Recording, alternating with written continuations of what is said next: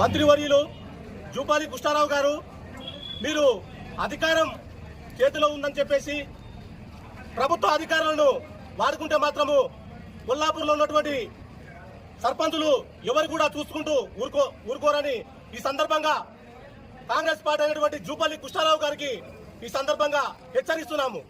మీరు అధికారం చేతిలో ఉందని చెప్పేసి ఇంద్రమ్మ ఇండ్ల ప్రొసీడింగ్ పేపర్లు కానీ మీ కాంగ్రెస్ పార్టీ నాయకుల చేతులకు ఇచ్చి వాళ్ళ ఇండ్లకు పిలిపించుకొని ఓడిపోయిన సర్పంచులకు చేతులకు ఇవ్వడానికి, అదేవిధంగా మేము ఒకవేళ మీరు అధికారంలో ఉన్నటువంటి పంచాలనుకుంటే మొత్తము బడ్జెట్ మొత్తం గ్రామ పంచాయతీలకు కానీ నీవు నిన్న ఓపెన్ చేసే సీసీ రోడ్ల బడ్జెట్ కానీ మొత్తం కేంద్ర ప్రభుత్వం బీజేపీ పార్టీ ఇస్తుంది.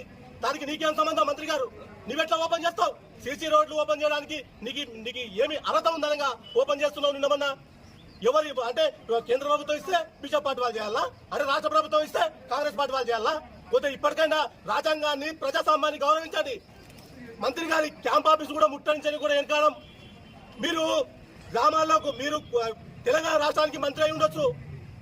ఒక గ్రామానికి సర్పంచ్ సుప్రీం. ఆ గ్రామానికి మంత్రి గారు మీరు రావాలంటే కూడా సర్పంచ్ గారి పర్మిషన్ తీసుకొని గ్రామాల్లో అడుగు పెట్టాలి. రాజ్యాంగాన్ని గౌరవించండి, ప్రజాస్వామ్యాన్ని కూలి చేయకండి. అంటే మీరు ప్రజలు ఓట్లేస్తే గెలిచినారా? వీళ్ళు ఎమ్మెల్యేగా మీరు ఓట్లేస్తే ఎట్లా గెలిచినారో మేము కూడా సర్పంచ్లుగా ఓట్లేస్తే అట్లా గెలిచినాం. ప్రజలకు ఏం సమాధానం చెప్పుకోవాలి?